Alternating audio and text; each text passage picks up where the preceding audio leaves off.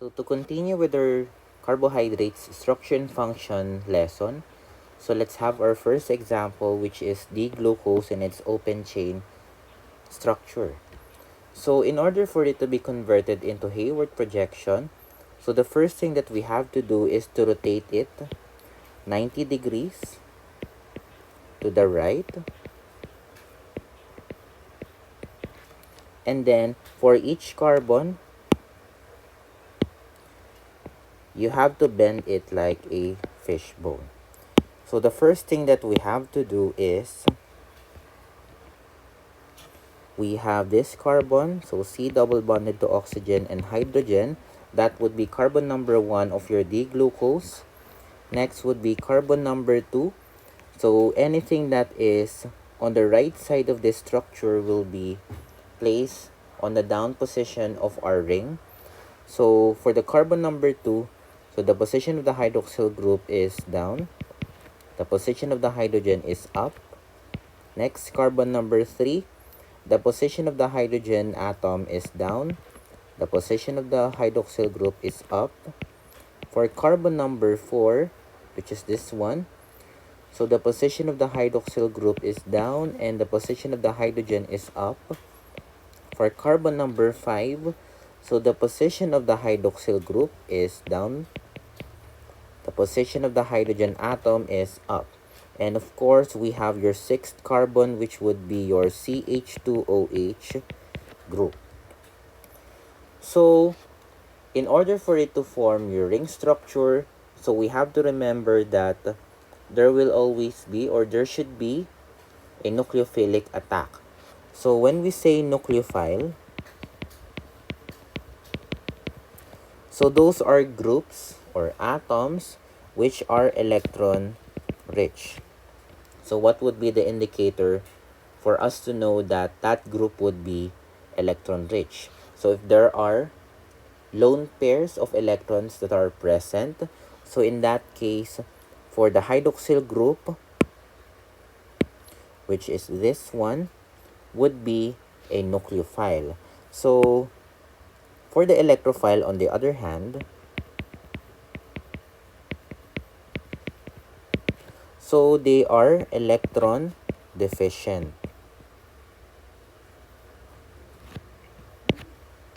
So how do we know that this carbonyl carbon is deficient, this one? So we have to remember that for the bonding between carbon and oxygen, so that would be a covalent bond, polar covalent bond. So that means the sharing of electrons in this bonding would be unequal.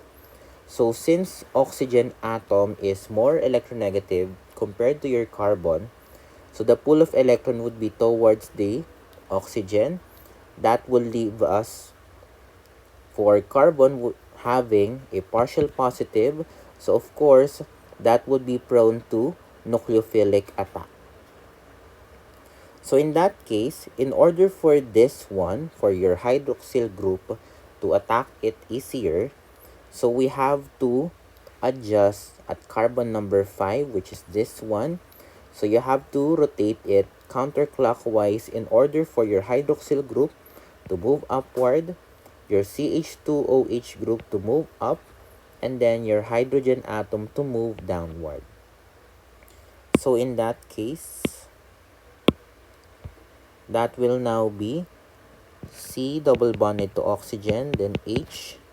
Next, for carbon number 2, so same thing, OH and then H. Carbon number 3, H and then OH. Carbon number 4, OH and then H. Carbon number 5. So we have moved your hydroxyl group up, your CH2OH here, and then your hydrogen atom. So it would be easier for your hydroxyl group to attack this carbonyl carbon. So in that case, after the nucleophilic attack, so the structure will now be C, then carbon number 2, so OH, then H. Carbon number 3, so we have H, then OH, Carbon number 4, this one is OH, then H.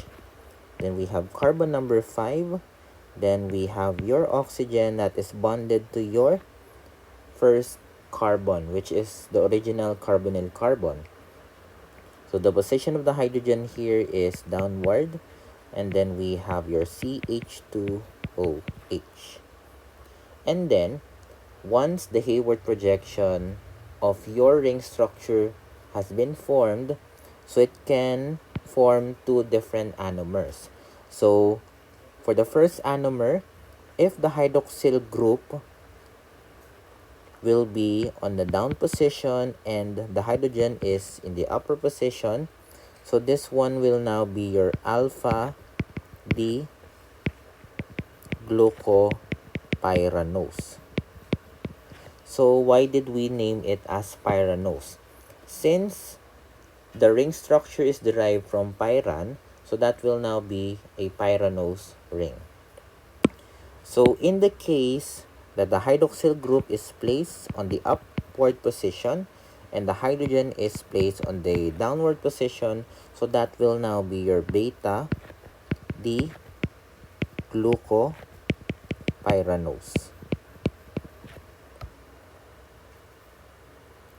So let's now proceed to the next example.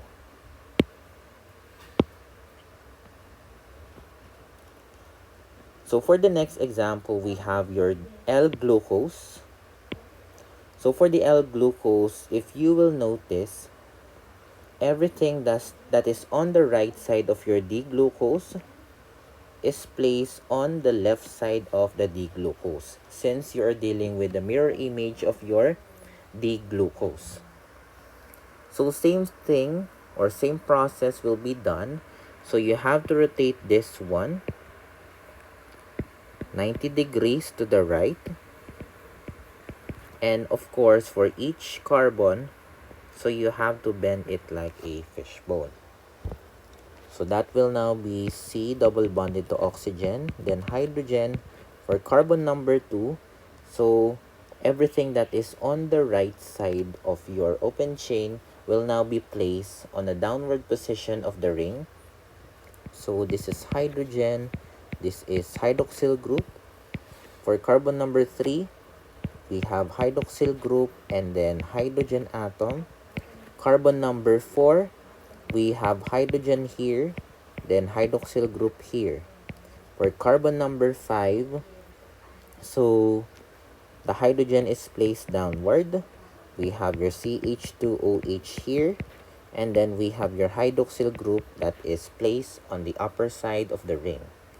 So since we have to deal with nucleophilic attack, so we have to rotate at carbon number 5 on a clockwise position in order for this hydroxyl group to move down, then CH2OH to move here, and then your hydrogen atom to move upward.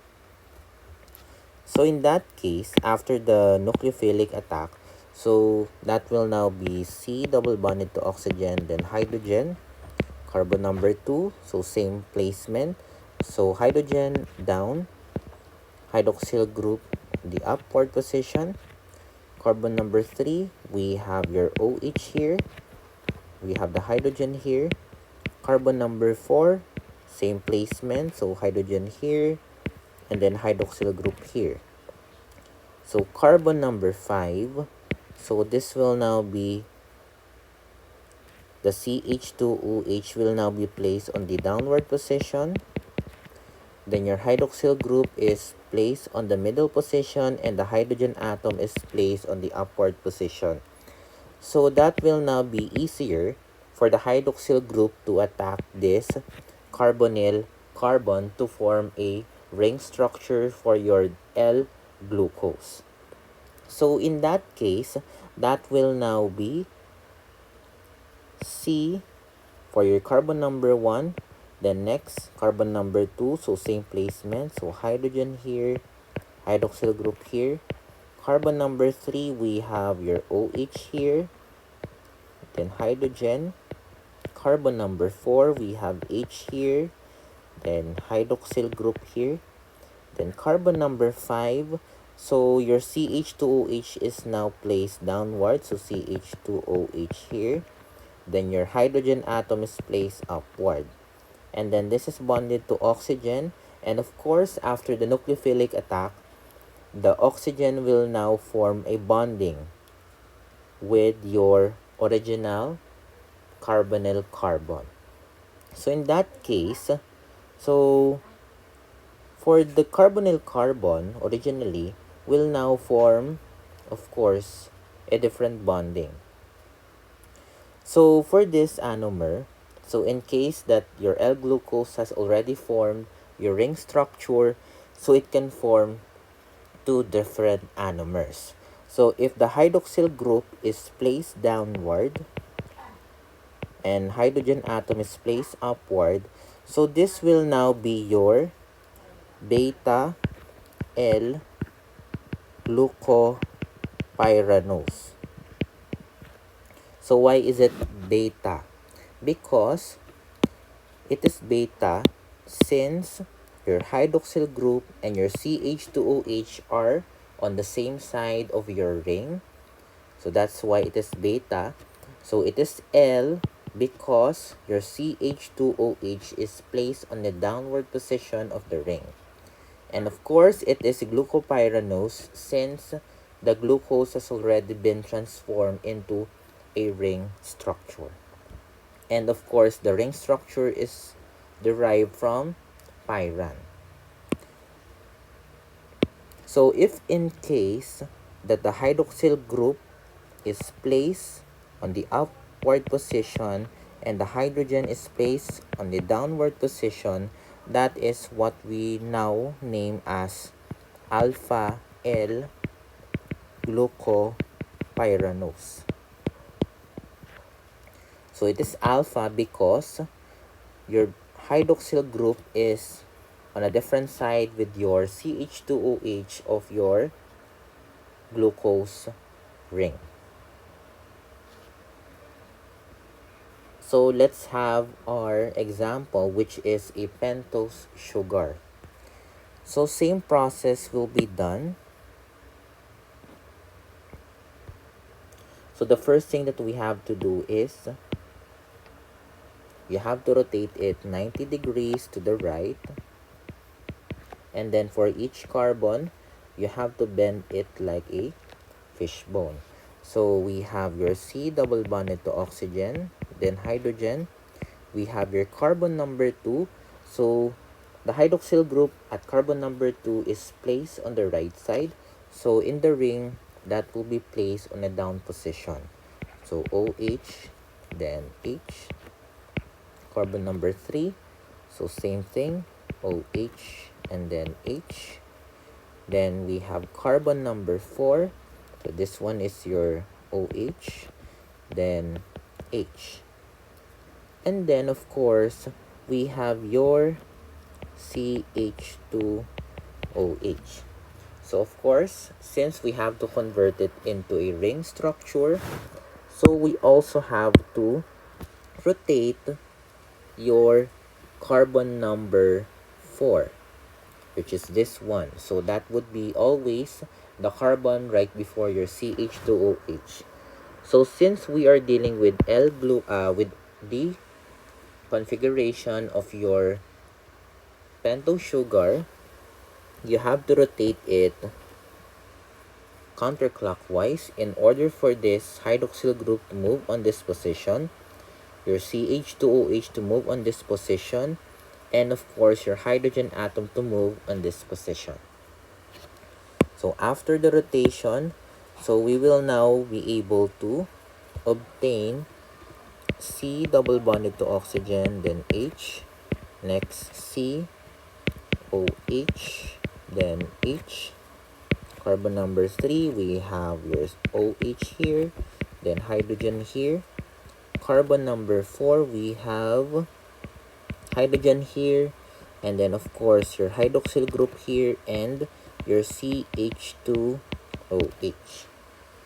So it will now be easier for your hydroxyl group to attack this carbonyl carbon. So you will now form C for your carbon number 1, C, then OH here, then H, carbon number 3, OH here, then H, then carbon number 4, we have H here, then CH2OH, then we have your oxygen here that is already, or that has already formed bonding with your carbon number 1. So after the formation of the ring structure, it will now form two different anomers. So if the hydroxyl group is placed on the downward position and hydrogen on the upward position, this one will now be your alpha D ribofuranose. So why is it alpha D ribofuranose? So it is alpha because your hydroxyl group is on a different side with your CH2OH. And then it is a deconfiguration since the placement or the position of your CH2OH is on the upward position. And then it is furanose since the structure of the ring is derived from your furan ring. Next, let's have another example, which would be your L-ribose. So if you will notice that L-ribose is different with your D-ribose, since you are dealing with mirror image, everything that is on the right side of your open chain will now be placed on the left side of your L-ribose structure. So same procedure. So you have to rotate it 90 degrees to the right. And then for each carbon, you have to bend it like a fishbone. So we have your C double bonded to oxygen here, then hydrogen, carbon number 2, so hydrogen on the downward position since that is placed on the right side of your L-ribose structure. Then OH here, carbon number 3, we have H here, then OH here, carbon number 4, so hydrogen here, and then we have your OH here. And then we also have your CH2OH, which is your fifth carbon of your L-ribose. So if we're going to convert it into a ring structure, so we have to rotate at carbon number 4 in a clockwise manner. So the hydroxyl group will now be on this position, your CH2OH will now be on this position, and then the hydrogen atom will now be placed on the upward position. And that will now lead us to C double bonded to oxygen, then hydrogen, then we have C, then H, OH, next H, OH, then your fourth carbon we have CH2OH, then we have your hydrogen here, and then we have your hydroxyl group here. So it will now be easier for the hydroxyl group to attack this carbonyl carbon to form this ring structure, which is C,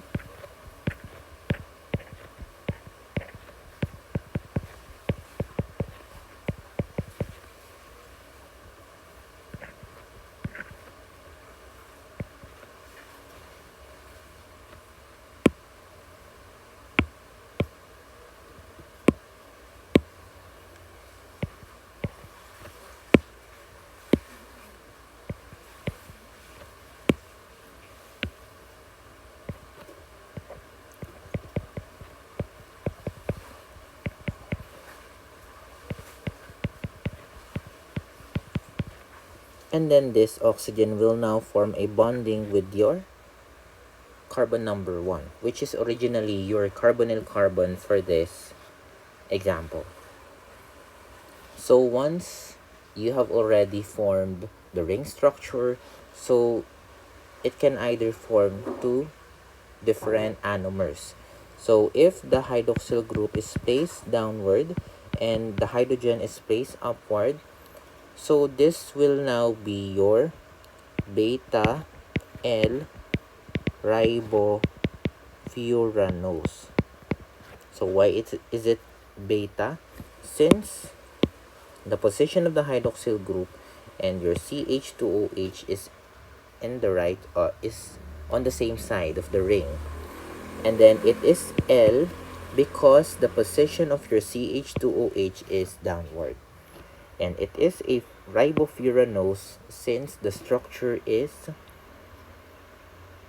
derived from your furan ring. So let's now proceed to second to the last example, which is your D-fructose.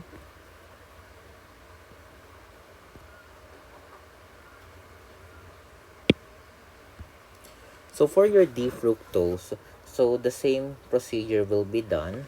So you have to convert this one, or you have to rotate this one 90 degrees to the right. And then for each carbon, you have to bend it like a fishbone. So we have your carbonyl carbon here. Then we have your CH2OH, since this is the first carbon. Next, we have your carbon number 3.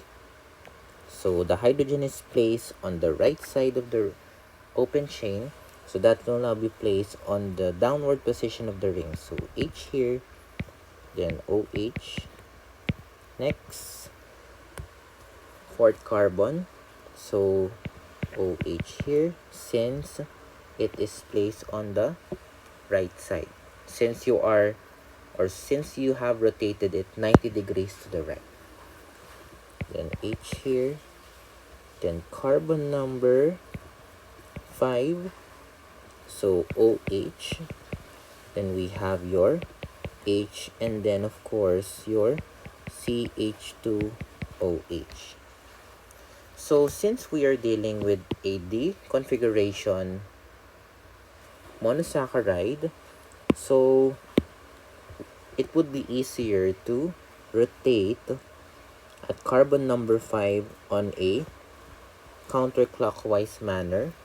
In order for your hydroxyl group to move here, your CH2OH to move here, and then your hydrogen atom to move downward. And that will now lead us to C double bond into oxygen, then CH2OH. Next, carbon number 3, H here, then OH here. Carbon number 4, so OH here, then H. Then carbon number 5.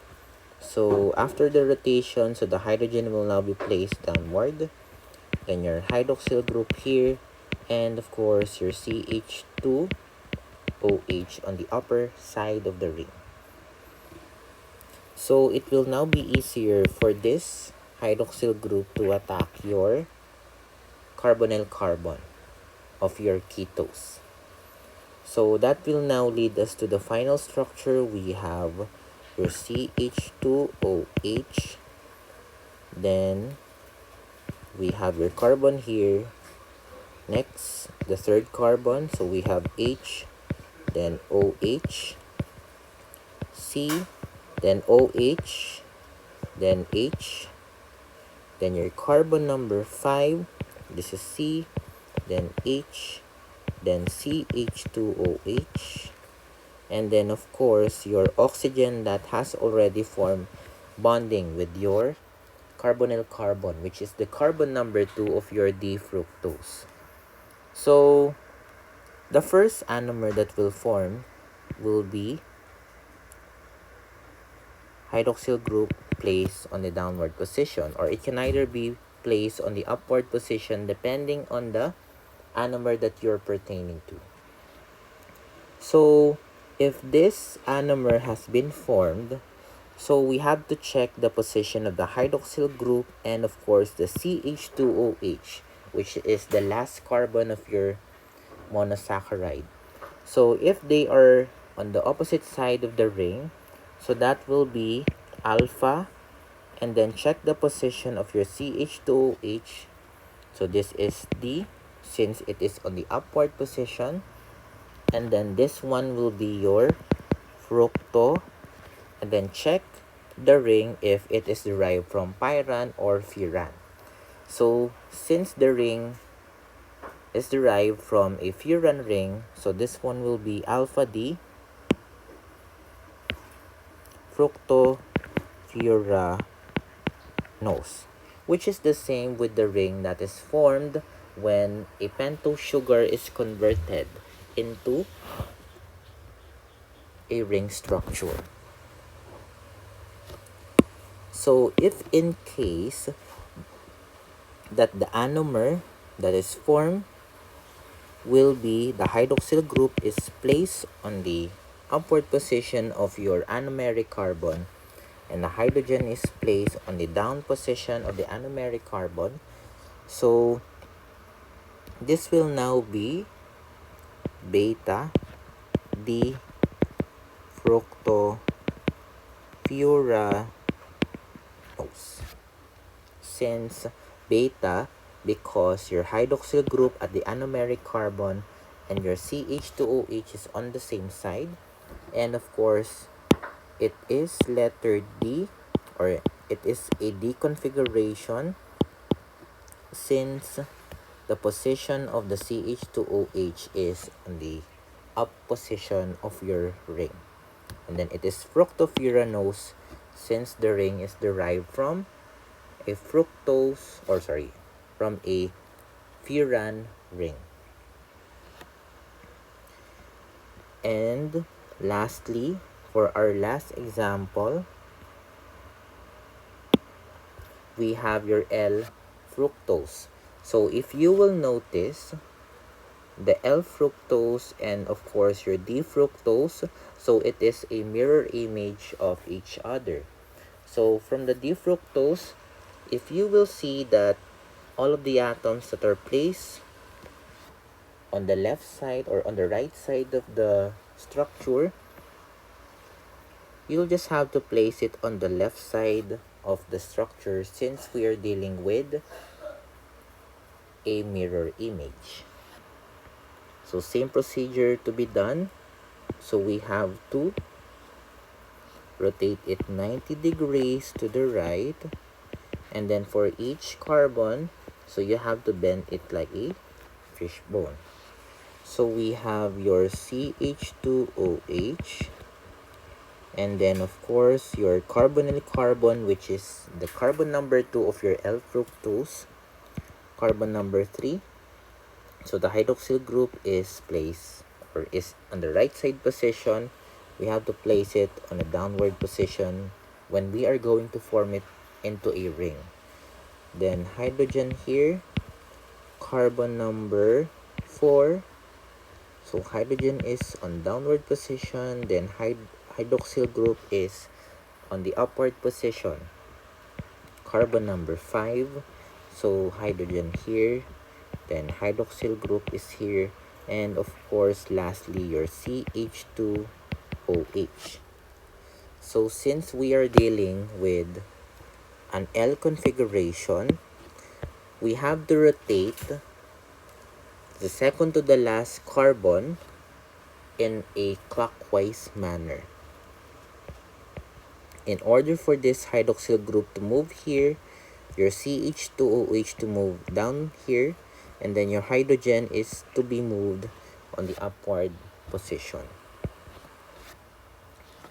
And that will now give us your CH2OH, then C double bonded to oxygen, carbon, then hydroxyl group,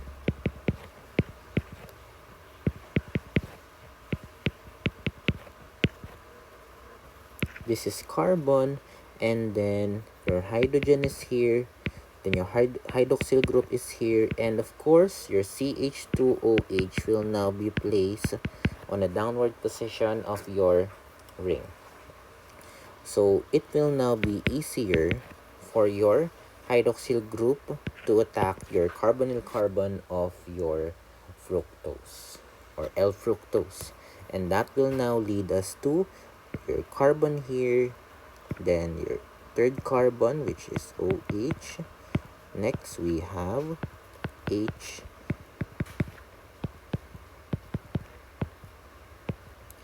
then your CH2OH, and then your oxygen that has already formed bonding with your carbonyl carbon. So if the anomer that has formed will have your hydroxyl group that is on a downward position, and of course your carbon number 1, which is placed on the upward position, you'll have to check the position of your last carbon, which is the CH2OH, and the hydroxyl group. If they are on the same side, so this will now be your beta, and of course since the CH2OH is placed on a downward position, so this is L-fructofuranose.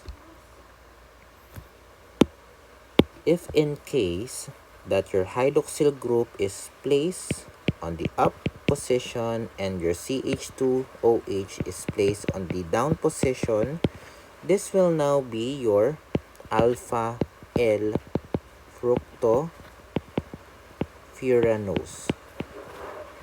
Since the position of the hydroxyl group and CH2OH is on the opposite side, and it is L because the position of your CH2OH is on the downward position.